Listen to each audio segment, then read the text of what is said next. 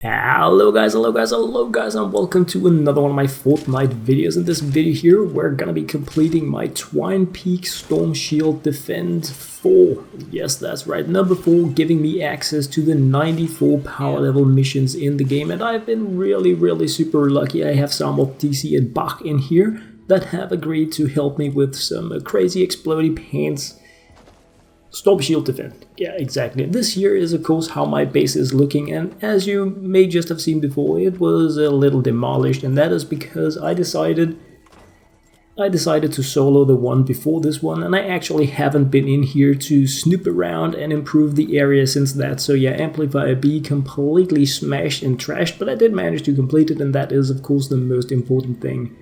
Zarmothdc and Bách are going to be helping me here. They are going to be in charge of rebuilding Amplifier B area, and then I'm just going to be placing Amplifier C here. And what I wanted to do in this video is just to show you guys how I do it. There is no rule for how to build Storm Shield defenses. I always go a little bit too much all in on the defense because I like having additional walls. I like to have different layers of defense.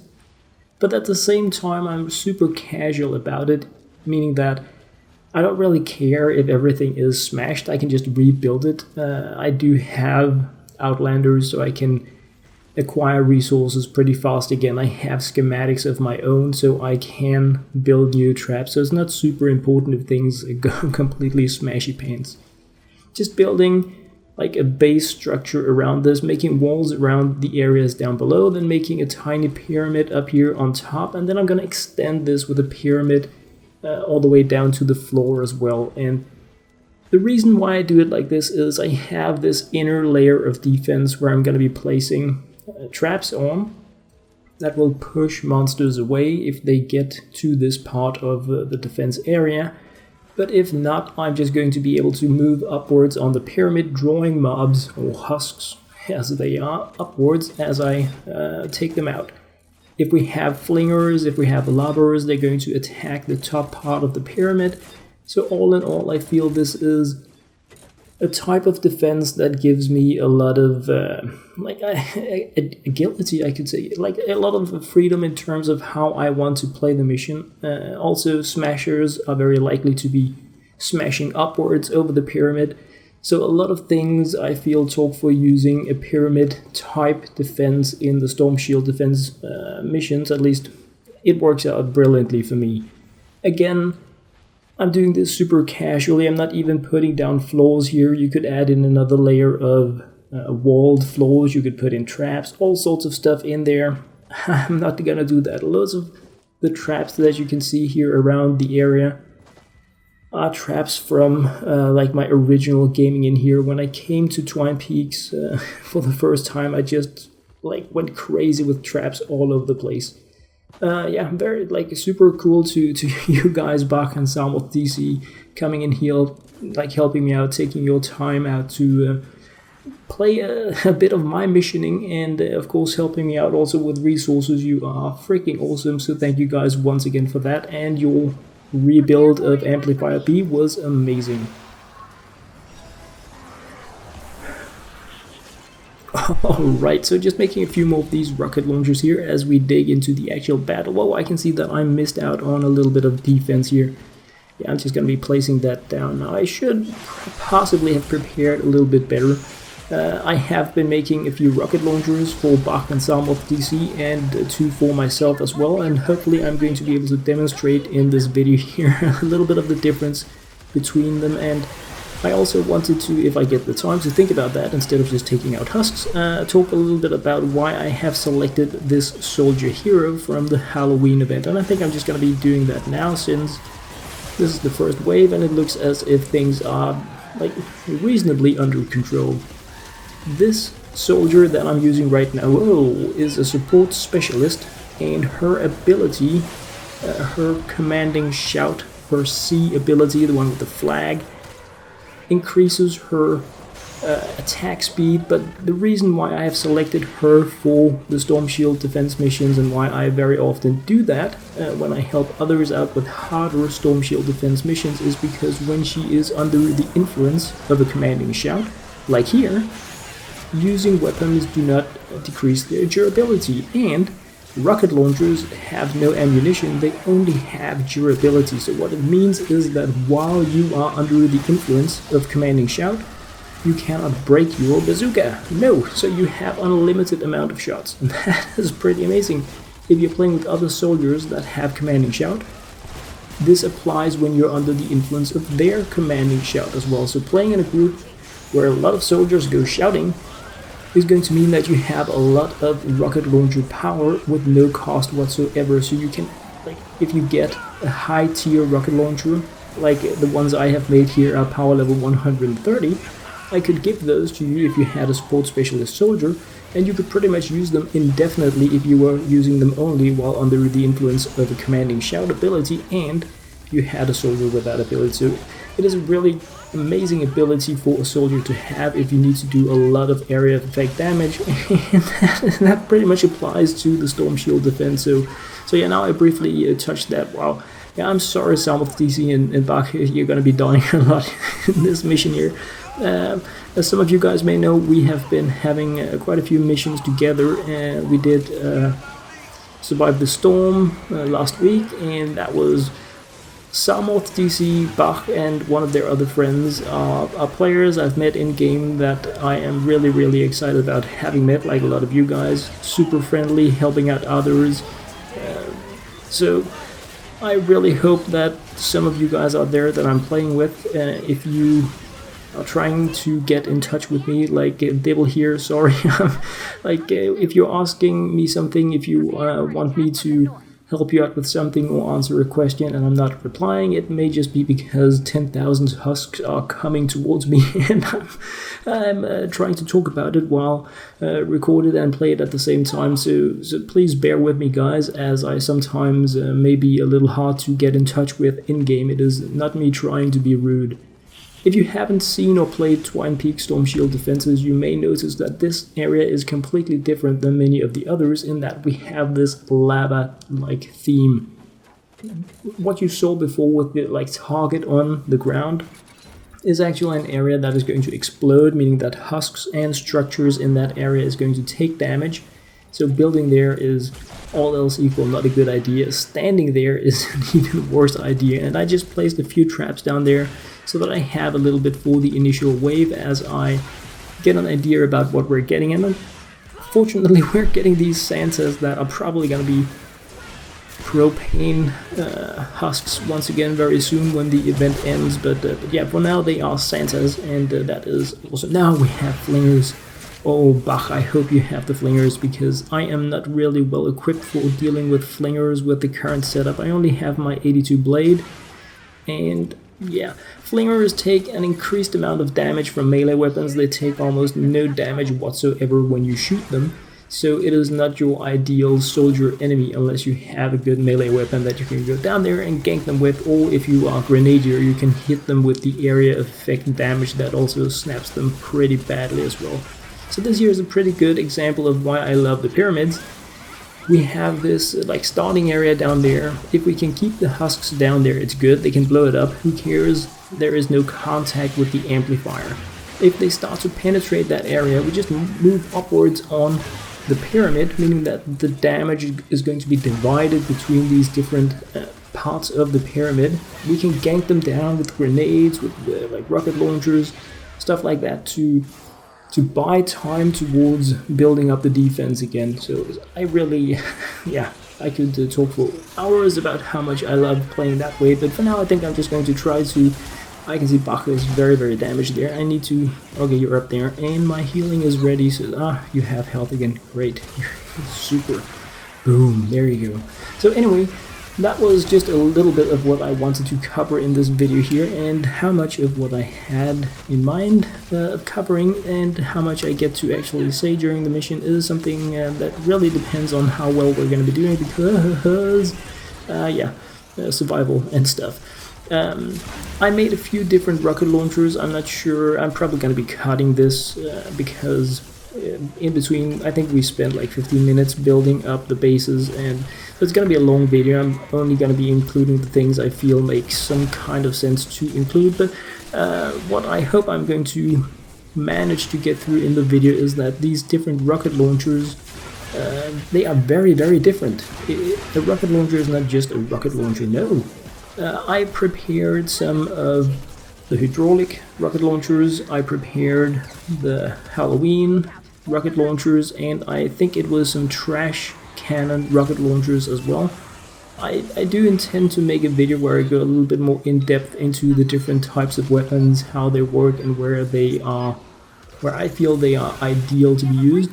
But in this video here I just wanted to hopefully get to show that something such as the Halloween rocket launcher is super crazy powerful, strong, but it is also slow and therefore not really ideal for using with something as the commanding shout. It just so happens that I have evolved my schematic to power level 130, making it my strongest rocket launcher, and that is why I have it. But a rocket launcher such as the trash cannon fires much faster, meaning that you can spread out your damage over a much larger area if you are firing only during, like, for the duration of your commanding shout. So there are many things like that you can dig into if you really want to be geeking about how are the different rocket launchers different and like how do you use them ideally in different missions. But yeah, if you guys are interested in that stuff, drop a comment and I will surely dig into it in another video. My favorite type of wave, kill a lot of enemies. And with rocket launchers, that it's just loads of more fun. So yeah, that is really cool. I'm just laying down a few. Oh, that was okay. Things are exploding all over the place. I wanted to lay down just a bit of defense here as well, because having a smasher wave and a Sansa wave is not really that good for bases. No. I mean, you could argue that lobbers are no better, but these are, like, this is doomed to penetrate almost anything. Of course, if you have a really good overview, you can smash down the Sansas, setting off this chain reaction before they get close to you, but I think that you could say we are slightly underpowered, and the base is slightly underbuilt, but we do have rocket launchers, so I think we're gonna do super fine. I'm not worried about completing the mission. If I was, I would also have possibly invited the fourth person or something, but I mean, we're gonna make it.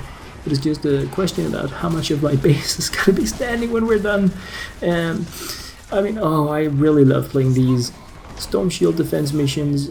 I feel are the best thing, the best part of the PvE Fortnite game, because if you are helping out with a low tier Storm Shield defense, you can grab your ninja and you can just go slash your pants through 1,000 of these husks. And if you're playing on a harder one, you get like crazy exploding rocket launchers, you get cool trap builds. Like, there are so many things, and yeah, I'm just writing to these guys that they are crazy, amazingly strong, and I really do feel they are doing very, very well, considering that this year is way above their power level. So yeah, once again, thank you guys very much for that. We got your 130 bazookas, that is true. That may help a little bit, and endless time stop. Bringing me to another one of the things I really wanted to touch in this video here. Let me just see what, I don't know if it was Zarmothdc or Bàch that dropped that there. What do we have? A razor blade. Oh yeah, very cool weapon. That is a very nice one. In terms of skills / abilities for your heroes to have when you are playing a Storm Shield defense against it, it's one of those things, there is no rule to what is best. I mean, if you have the banner that heals, that makes structures stronger, that repair structures, it seems like a very amazing thing to include in Storm Shield defenses, and I used that as well quite a bit during my Canny Valley gaming. What I personally have come to feel about it is that it doesn't really... Oh, there we have another one of the rocket launchers. That was cool. That is, of course, the one from the new ones we got. Playing out these double shots. That is so amazing. Anyway, the banner is, of course, nice. It helps your structures survive longer. It also comes with a knockback effect once you get a little further into the tier of it, but I feel that being close to the end game anyway, where I am now, my area of effect healing also resurrects players, which is very, very nice. It's an instant thing You don't need to go down there or wait for anything. You don't like die while you are trying to resurrect others. So I feel that the healing is like it has to be there for so many reasons, both in terms of like multiplayer cooperative gameplay and in order to like keep yourself alive as well. The other thing that I always use is this here, the time stopping slowing zone area, because it can stop a smasher. Like it's going to take it 10 seconds or more to get through this area, giving us loads of time to take it out, giving us loads of time if it's a Sansa, a Propane, to push it backwards. If we are looking at a flanger, it gives us time to catch up with it and chop it down with our blades or whatever kind of melee attack that we have, because flingers tend to move away from you when you are trying to kill them. So if you don't have ninja leaping abilities, it can be pretty hard, or at least annoying, to run after a flinger while the rest of the base is getting blown up. If you have loads of these small husks chasing you, they're just gonna stop and you just like toothpick them away one at a time with whatever kind of weapon you prefer. So in my opinion, these two abilities are like core components of playing in the endgame. When I'm playing in normal missions, I don't really bother to replace these with others, but you could say that something such as the supply drop makes a great deal of meaning to include in your missions as well, because they make your need for farming smaller. Wow, it just went right through there. Wow, that was a bit of a surprise. That may have been an old wall really, because many of the traps and walls that are in my storm shield at this moment are from back when I was power level 60. Of course not here at the amplifier B, that has to be like relatively new. I don't think that I have actually progressed mission-wise, storm shield defense-wise, since sometime in October or something like that, and we're talking end of January now. I've been partially waiting for the game to move forward in terms of meaningful quests. I know that they are recording missions for Canny Valley and voices and stuff like that for that right now. I was hoping that, you know, things would make a little bit more meaning in terms of entertainment value before I moved forward, and then I've just been having fun playing events and playing with a lot of you guys in your missions, so like moving forwards in terms of missions hasn't really been making much sense for me, because I can do power level 100 missions, so why bother to move forward?